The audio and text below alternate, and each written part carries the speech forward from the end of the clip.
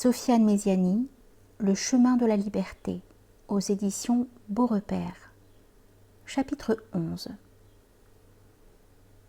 Il est ma lumière. C'est un sage, m'a-t-il dit. Moi qu'il prenais pour un fou, ou peut-être l'Africain était-il lui aussi atteint. D'ailleurs, il était affublé d'habits ridicules et semblait un peu cocasse. En plus, le vieil homme et lui ont à peu près le même âge. Et comme on dit, qui se ressemble s'assemble. Seulement, il avait l'air profondément touché par la personnalité du vieil homme. Un fou ou un sage? Qui dois-je croire? Je ne sais plus où donner de la tête. Je dois absolument décanter le problème. Parce que s'il est sage, mon voyage au Maroc sera un échec de plus, et de trop dans ma vie. Et s'il est fou, je ne perds finalement que de l'argent, parce que rien ne me garantit la guérison là-bas. D'autant plus que je pars à l'aveuglette, sans connaître personne. Je serai donc en proie à toutes sortes de dérives.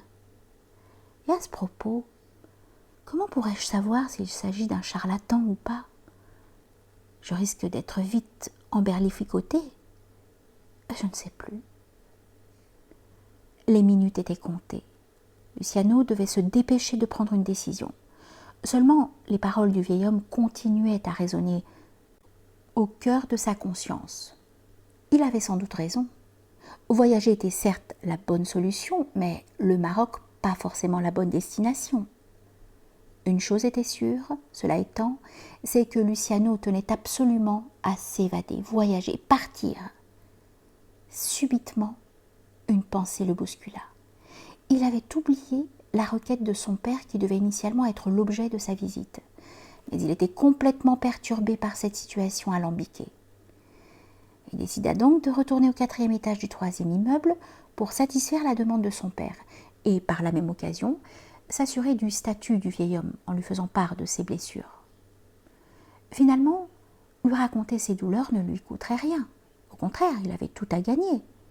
Soit il bénéficierait d'un traitement positif, soit alors il repartirait convaincu de la folie du vieil homme et, par conséquent, dépouillé de ce doute terriblement pesant. Il toqua à la porte, avec plus d'assurance et de sérénité cette fois-ci. Le résident lui ouvrit la porte, sans avoir bizarrement pris le temps d'identifier la personne. « Je savais que tu reviendrais. »« Oui, mais là en fait, c'est par rapport... » Écoute, jeune homme, tu n'as pas à te justifier. Dire ses fragilités, c'est une manière d'exprimer sa force. Ah bon? Parce que l'humilité a besoin de puissance. Comment ça? Dire sa faiblesse, c'est maîtriser son orgueil, son ego.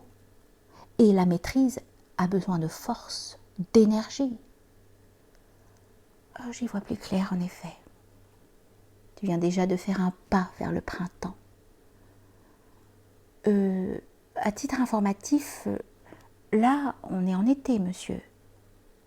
En effet, mais moi je faisais allusion au temps qu'il fait dans ton univers intérieur.